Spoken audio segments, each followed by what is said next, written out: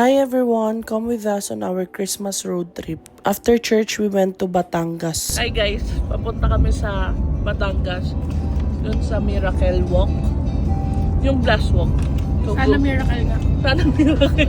And after almost 4 hours na biyahe, nakarating na din kami. Meron silang fee per activities, pero may promo bundle sila for 500 pesos lahat na ng activities. Kailangan mo muna magsuot ng socks nila bago ka makaakyat dito. Inuna namin dito sa mirror deck. Nice siya, pero delikado kasi walang harang sa gilid. Hi guys! Dito kami sa mirror. Ito ang kanilang mirror. Mirror on the wall. Mirror glass walk.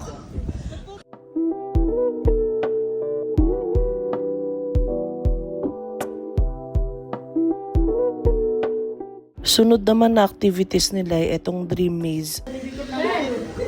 Saan ka? Pasok ka dyan.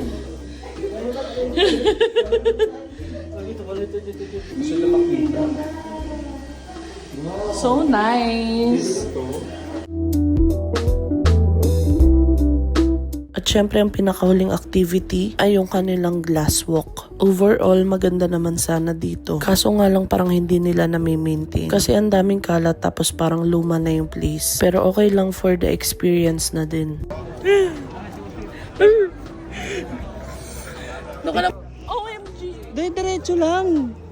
If you know me, sobrang OA ko talaga lalo pagdating sa heights. Kaya ito ako pinipilit maging aesthetic kahit takot na takot. Plus, kaya din ako nag-shades para hindi ko masyado makita ang daan. Walang lula na maglakad doon sa tako. Ano parang bulag dyan? Hindi na din kami nagtagal ni Kesha kasi nga takot ako. Kaya, minadali na namin ha. Wala na ba, malapit na tayo. Oh, may exit na kayo. Bye! Baka malupat ha. Naiwan si Maeng saka si Jobert kasi maglalakad pa sila sa bridge. Iba lang din ang fee dito, nasa 100 pesos. Ready ka na ba?